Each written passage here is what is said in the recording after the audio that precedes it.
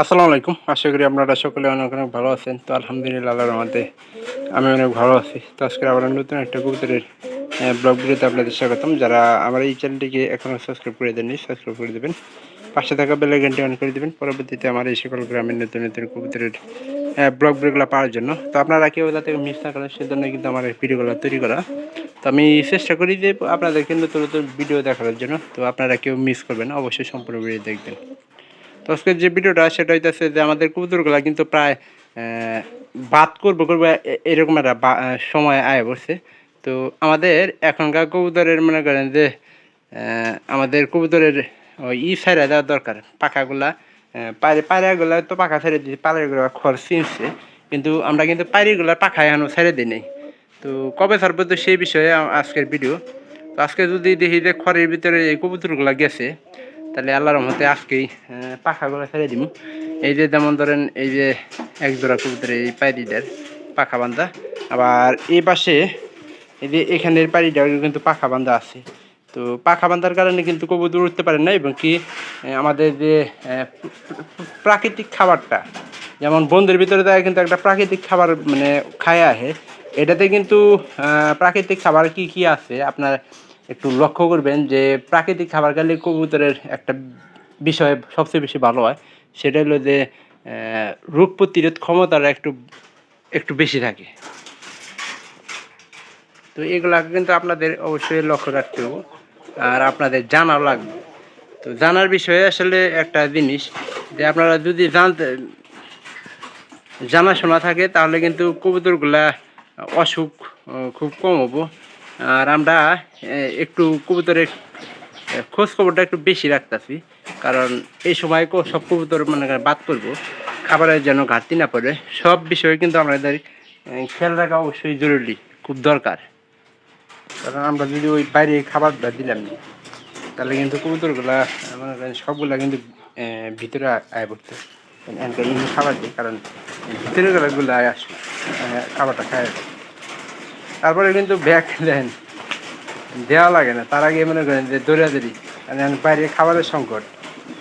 বন্ধু আমাদের কোনো এমন কোনো খাবার নাই যে কবুতর না খাওয়া হয়েছে। দানা ছিল তাদের, ধানের সিজন শেষ, এবং কি সকাল এবং কি বিকালে আমরা দুই বেলা খাবার দিতেছি বর্তমানে। কবুতরগুলা যত্ন রাখতে হবে, কারণ বিকালে খাবারটা হলো সবচেয়ে বেশি গুরুত্ব। কারণ রাতেরবেলা খাবার না থাকলে কিন্তু কবুতর রাতেরবেলায় খাবারটা হজম শক্তি করলে আপনার সবচেয়ে বেশি ভালো হয়।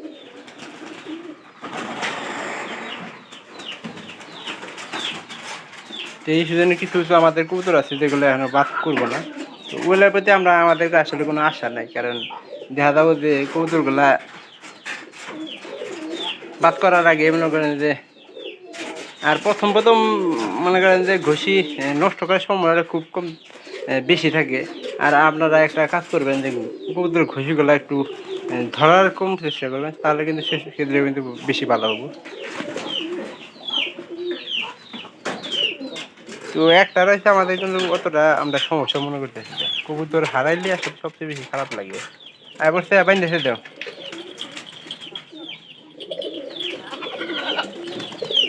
দেখেন ওই যে আমাদের নতুন কবুতরের কি ডাক। আর এইটা তো মনে করেন যে কি কম বাড়িটা সব খারাপ হয়ে গেছে, দৌড়ান নিছে, সে তো আমরা করার কিছু পাইতেছি না। ওই কবুতর যদি আসে তাহলে ওটার সাথে আবার আমাদের যে নতুন কবুতরগুলো আছে ওই কবুতরগুলোর সাথে আমরা কিন্তু জোড়া দিই, এটা একটা আশা আছে। আর এখানে উপরের কবুতরটা একটু আপনার দেখার চেষ্টা করি যে ডাক কীরকম ডাক পারে। আর আশেপাশে কবুতর থাকলে কবুতরগুলো একটু ভালো রাখতে পারে। আমার মনে হয় এই যে নতুন কবুতরটা এরা হয়তো আবদ্ধ অবস্থায় কবুতর লালন পালন করছে, যিনি পালন করুক, কারণ এটার কিছু কিছু লক্ষণে বোঝা যায় যে খাঁচায় কবুতর লালন পালন করলে একরকম হয়, আর আপনারা যদি সাইরা কবুতর লালন পালন করেন ওই কবুতরগুলা কিন্তু খুব চালাক হয়। যারা সাইরা কবুতর পালেন তারাই অবশ্যই জানেন যে আপনাদের কবুতর কীরকম চালাক। আর এইরকম চালাক কবুতর কিন্তু সহজে কিন্তু ক্রয় করে পাওয়া যায় না। চালাক হয় বেলা, কারণ মাইসে চালাক কবুতরগুলো মাইসে আটকাইতে পারে না, আর তাছাড়া কিন্তু কবুতর আটকানোর সম্ভাবনা অনেক বেশি থাকে। তো এটা যদি একসাথে থাকে তাহলে খুব তাড়াতাড়ি মনে করেন যে কবুতর ডিম করার সম্ভাবনা আছে, কারণ এই পাড়িটার অনেক বয়স হয়ে গেছে, মানে তুলনামূলকভাবে।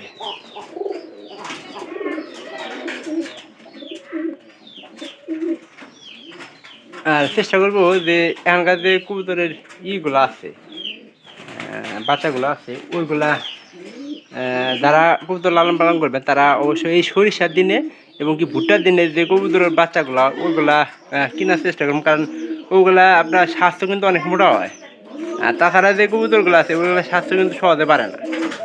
এই বিষয়গুলো আপনারা খেয়াল করে কবুতর লালন পালন করার চেষ্টা করুন এবং কি ক্রয় করার চেষ্টা করেন, তাহলে কিন্তু আপনাদের সবচেয়ে বেশি ভালো হবো। কোন সময় কবুতর লালন পালন করলে বা ক্রয় করলে বেশি ভালো হয়, এটা আপনাদের সবারই জানা দরকার। কবুতর নতুন নতুন লালন পালন করলে আসলে নানা রকম বিপদের সম্মুখীন হতে হয়। তো ভালো থাকবেন সবাই, সবাইকে ধন্যবাদ। দেখা হবে পরবর্তীতে আবার অন্য কোনো নতুন ব্লগ ভিডিওতে। আর চেষ্টা করবো এরকম নতুন নতুন ভিডিওগুলো তৈরি করার জন্য। তো ইনশাআল্লাহ ভালো থাকবেন সবাই, সবাইকে ধন্যবাদ। দেখা হবে আবার অন্য কোনো নতুন ব্লগ ভিডিওতে অন্য কোনো বিষয় নিয়ে।